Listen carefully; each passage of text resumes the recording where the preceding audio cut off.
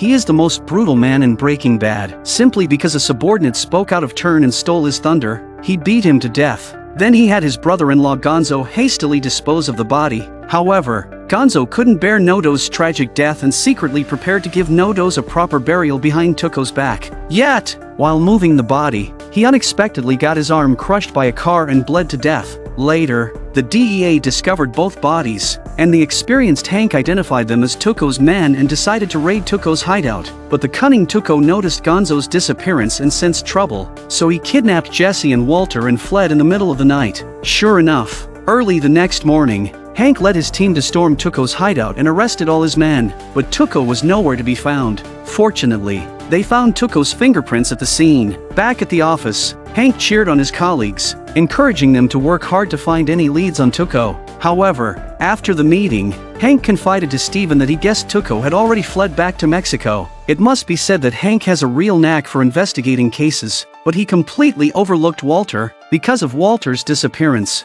Hank received a call from Skylar asking for help, and he decided to skip work to assist her, asking Steven to handle some of his work in the meantime. Although Hank often jokes with Steven, Steven always supports Hank when it matters. Hank hurried to Walter's house, where Skylar actively provided any information the police needed, detailing the events of the previous night. Among the details, Skylar mentioned that Walter's phone rang, but he looked at it and hung up immediately, which could be an important clue. Skylar also asked Hank to trace the incoming call, but Hank said he was already trying. However, after the investigation ended, Hank told the detectives that he had checked Walter's phone and there were no calls during that time. He suspected Walter had another phone, but to keep Walter's secret, Hank didn't say this outright in front of Skylar. The scene shifts and a phone with its battery removed falls from the sky. This phone is the work phone Jesse bought for Walter. Tuco had already taken Walter and Jesse to the Mexican border to prevent the police from tracking him, which is why he destroyed all the phones. Then Tuco dragged them out of the trunk and pushed them into a secluded cabin across the border.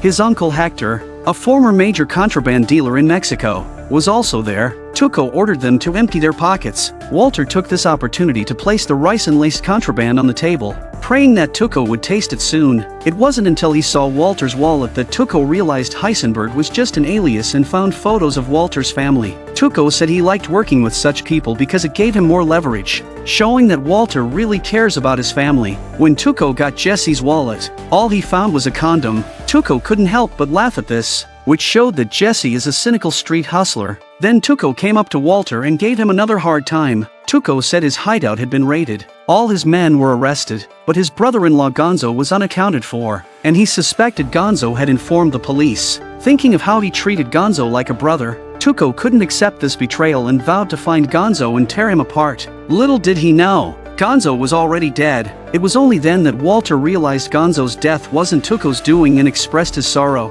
fearing that the police were looking for him. A nervous Tuco picked up the contraband on the table and prepared to use it, but he smelled it and sensed something was off and asked what it was. Jesse quickly explained that this stuff was even stronger than their last batch, but Tuco didn't taste it and instead shared his plan with Walter. He planned to take Walter to Mexico to work on contraband, where he'd be equipped with a super lab to work 24/7, but Walter said he couldn't bear to leave his family. Jesse chimed in but was stopped by Tuco, who apparently thought Jesse was useless. The clever Jesse quickly defended himself. "'Cause I cooked that scante in your hands.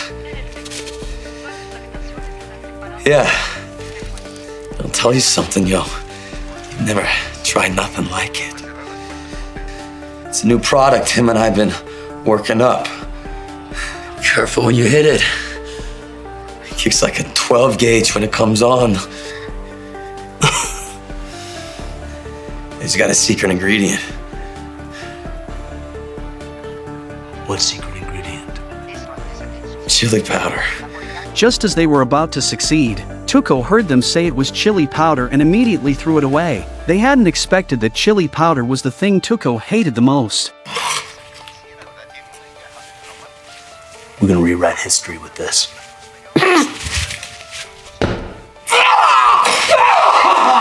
Alright! Clean the manure out from between your ears! No, I need him, Tuco. I need him very, very badly. He's my partner. And if he doesn't go, I don't go. I'll tell you this. cousins are driving up here right now to smuggle us back down, and they're gonna be here by sunset, and you're gonna be on that truck, or you're gonna be dead! Better hope they got room in the trunk. He then pulled out Walter's blue contraband and prepared to make history with it in Heisenberg. This was the first time Walter directly saved Jesse. In his heart, Jesse was like his own child, and he wouldn't allow anyone to hurt Jesse. This also showed the kind side of Walter's humanity. Meanwhile, the pregnant Skylar was also busy posting missing person flyers for Walter everywhere, and her sister Marie came over to help. Although they still had unresolved issues, they were relatively rational in the face of major events, and Skylar expressed her gratitude. Marie wanted to use this opportunity to continue explaining the tiara incident, but her attitude wasn't what Skylar hoped to see. So Skylar used an excuse to interrupt Marie. Clearly, Marie had no intention of repenting. Back at home, Walter Jr. was also busy continuously printing missing person flyers for Walter while the box where Walter kept his money was right next to him. But Walter Jr. never noticed it. When she got home, Marie urged her sister not to worry, suggesting that not finding Walter might be a good thing,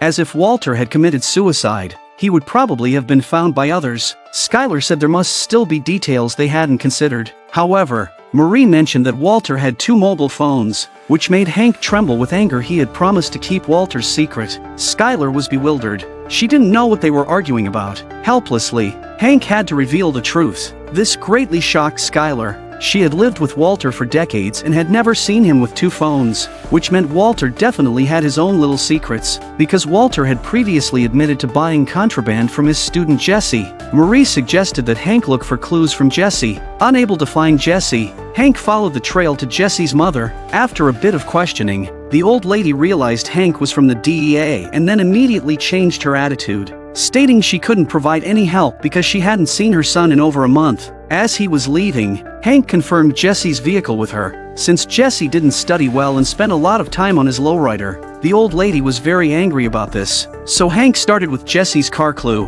which later helped him find Tuco. Meanwhile, Tuco, who was waiting for his cousins to arrive, decided to have a meal first while Walter and Jesse sat on the sofa whispering to each other. Because T.O., sitting across from them, was staring at them, the two of them blamed each other. Just then, the TV suddenly broadcast the news of the deaths of Tuco's 2 henchmen, frightening Walter into quickly changing the channel. Seeing no reaction from T.O. across the room, Walter went over to test him, and seeing him still motionless, Walter finally felt at ease. He worried that if Tuco found out Gonzo was dead, it would prove he wasn't a police informant, making them the only suspects. The two began to discuss how to take down Tuco. At that moment, Walter saw the unused rice-laced contraband on the table, so he decided to poison Tuco's food. Tuco, cooperating nicely, had made authentic Mexican chicken rolls and urged Walter and Jesse to eat quickly so they could hit the road. While Tuco wasn't paying attention, Walter quickly slipped the poison into Tuco's food. But this action was noticed by Hector. Just as Tuco was about to bite into a chicken roll, Hector rang his bell. Tuco thought Hector wanted to eat and said he'd feed him after he finished, then continued eating, but Hector rang the bell again, and Tuco looked at him impatiently. Hector's eyes were fixed on the chicken roll in Tuco's hand. Tuco thought Hector wanted his poor Hectorn and switched the plates, which dumbfounded Walter and Jesse. Hector made a huge effort to knock over the plate. Then his eyes locked onto Walter. Walter never expected to be outsmarted by a disabled old man. After the meal, Hector kept ringing the bell, looking at Walter and Jesse, and Tuco got a bit impatient. After several attempts, Tuco finally understood that Walter and Jesse had done something Hector disliked. Walter hurriedly explained that it might be because he changed the TV channel to something Hector didn't like, but Tuco checked with Hector and got a negative response. Seeing his uncle glaring menacingly at them, Tuco asked if these two were playing him, and Hector confirmed it with a bell ring. This made the brutal Tuco furious. He dragged Jesse out to execute him, with Walter following. Hector showed a look of triumph, because Walter was still Tuco's cash cow. The enraged Tuco opted to beat Jesse, demanding to know what they had done to him. Just then, Walter saw Jesse reach for a stone in the sand, so he confessed to poisoning Tuco to divert his attention. Hectorn. We tried to poison you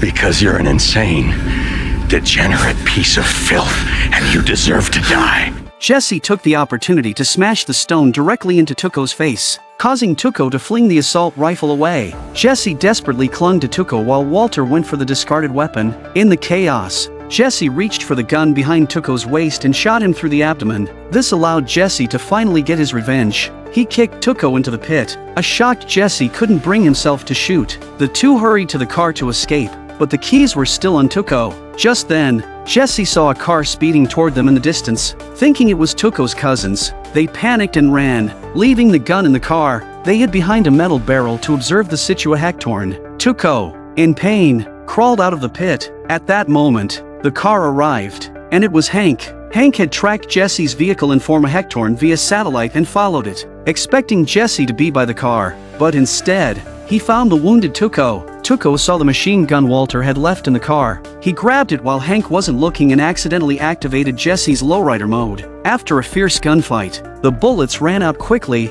The injured Tuco was too slow to reload. Hank quickly changed his magazine and aimed at Tuco, shooting him in the head as soon as he looked up. Hank slowly approached, which terrified Walter. He couldn't understand why Hank was there. To avoid being discovered by Hank, Walter quickly dragged Jesse away from the scene. When Hank reached Tuco, Jesse's lowrider also stopped bouncing, signaling that the struggling Tuco was dead. Meanwhile, in the room, Hector kept ringing the bell non-stop.